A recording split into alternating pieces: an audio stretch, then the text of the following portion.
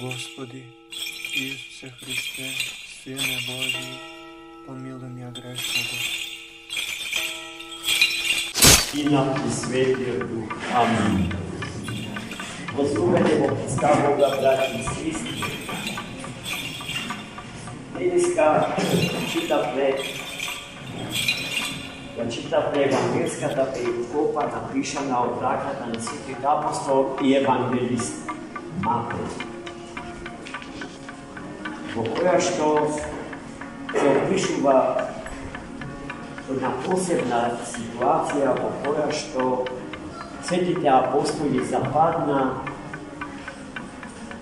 откако Христос го напушти планинскиот врт на кој што остана молејќи се за спасение на целото човештво, на сиот свет. Отпосле чудото на нахранување и наситување на 5000 луѓе, многу повеќе ако се земе и бројот на присутните жени и деца.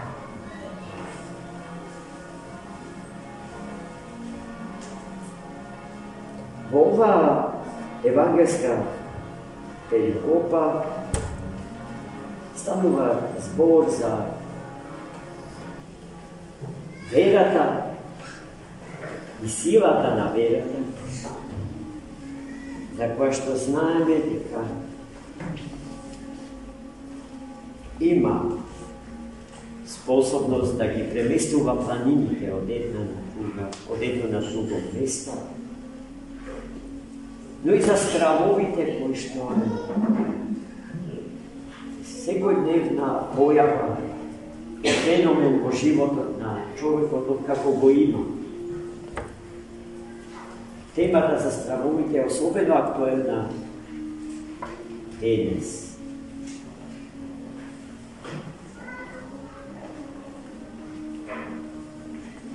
Христос, браќи и сестри, ги остави апостолите да пловат со коработ по мирните води на Галилејското море. А тој стапи во диалог со својот Отец Небесен. И така во молитва ја помина целиот ден и добар дел од ноќта. Видете колко е значајно местото на молитвата во животот на секој човек посебно.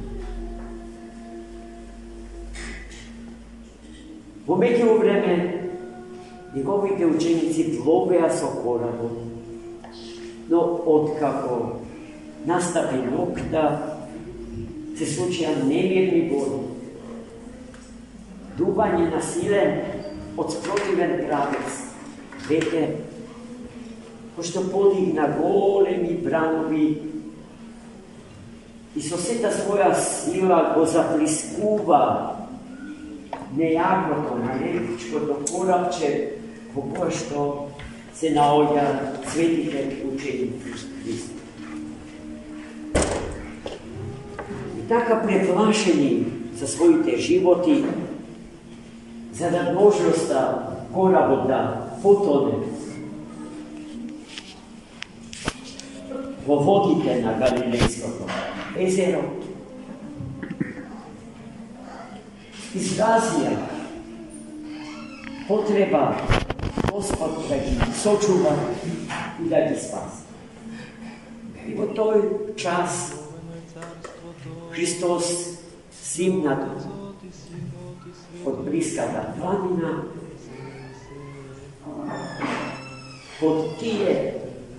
под услови на немирни води и закарувачки силен ветер, движејќи се по површината од водите на морето, како што вели свети апостол Матеј, тргнал накај светите ученици, да им подаде рака, да ги охрабри, да ги окуражи da zna дека не се сами, дека со нив е Бог. Се она што со нас се случува секојдневно, живејќи во заборав на Бога и подпирајќи се на своите собствени способности, да не кажам устои на тело.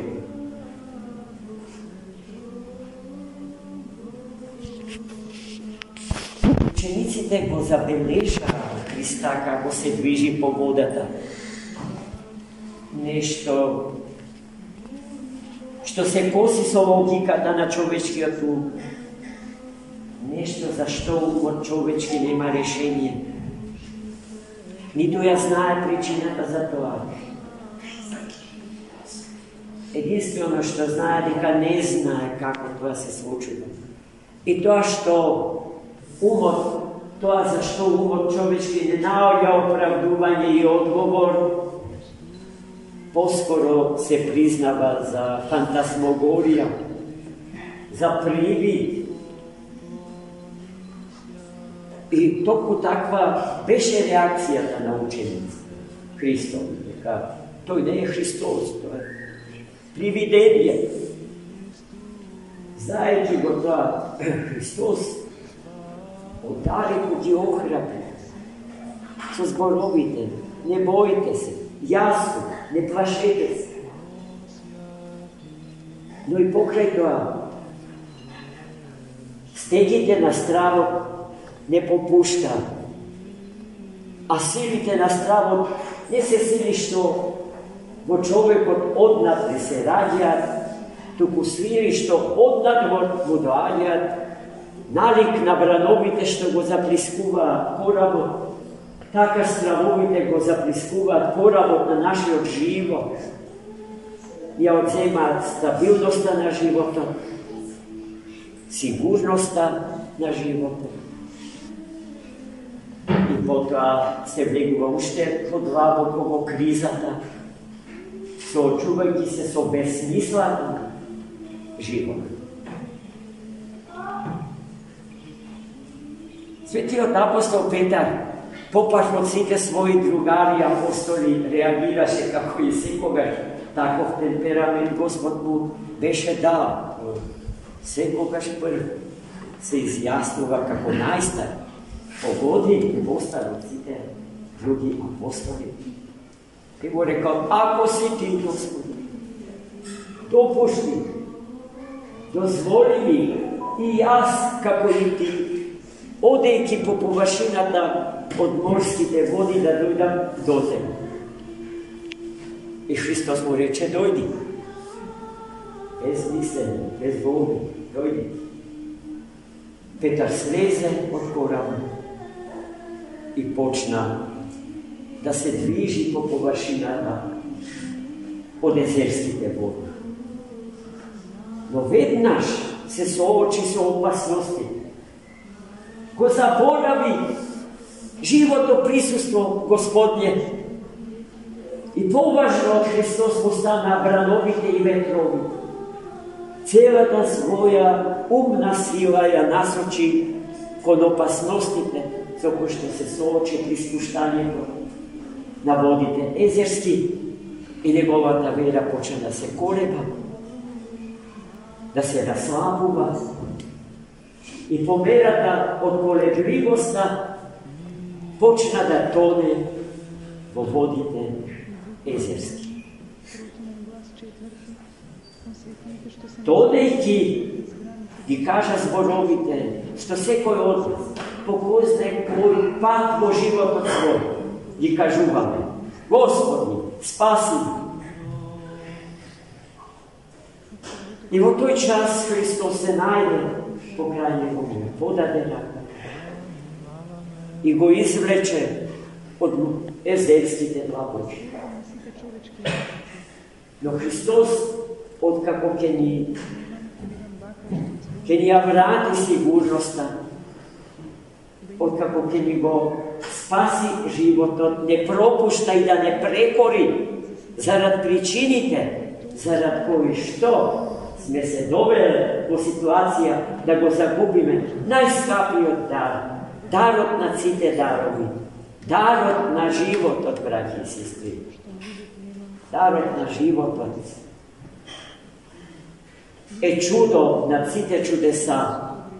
Posle čudo to od darot na život, da pobarate nekое drugo čudo je smiješna rabota.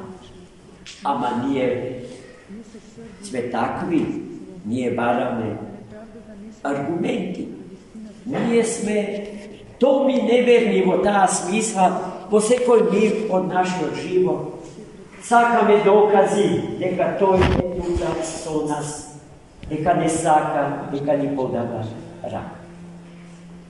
A takvi te Hristos gi nareku vama over. Ruke se raslabe na veru. Gledajte, verata. Силата која што ги победува сите искушени. Зашто зад неа стои оној победителот на искушени. Ниједна победа не му припаѓа на човекот сам без Бог. Победителот е Христос. Како стои напечатот од просвората? Исус Христос никак. Исус Христос победува. Исус Христос победува. Тој победува. И таму каде што живееме со уверение дека победата е наша, а наша е бидејќи е постигната по наша заслуга. А ние и тогаш и таму ја уживаме победата Христова како негови сопомошници. Иако на Бога нашата помош не му треба, но допушта, благословува да земеме учество во икономијата, во домостројот на спасението на човекот и светот, како боголики, богообразни и Богу подобни битија и личности. Зато, најмили мои, оној кој што се подпира целосно на Бога, слободен е од сите стравови. Оној што е слободен од сите стравови, ја ужива и ја живее природата на љубов. Бидејќи таму каде што стравот доминира, љубовта се намалува и исчезне. Таму каде што љубовта доминира, нема место за страв.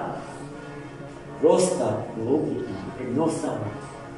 И се во животот е просто и едноставно. Ама човекот сака да ги сложнува нешто. Сметајќи дека на тој начин учествува во некое чудесно создавање на нешта што до него не постоја.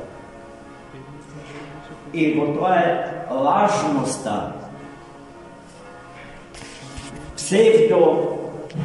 на псевдотворење, лагата на лажното творење. Ево тоа, браќица. Да го послушаме Христа Господа. Да ги послушаме советите што им ги даде на светите ученици преку советот на светиот апостол Петар. Да не сме маловерни.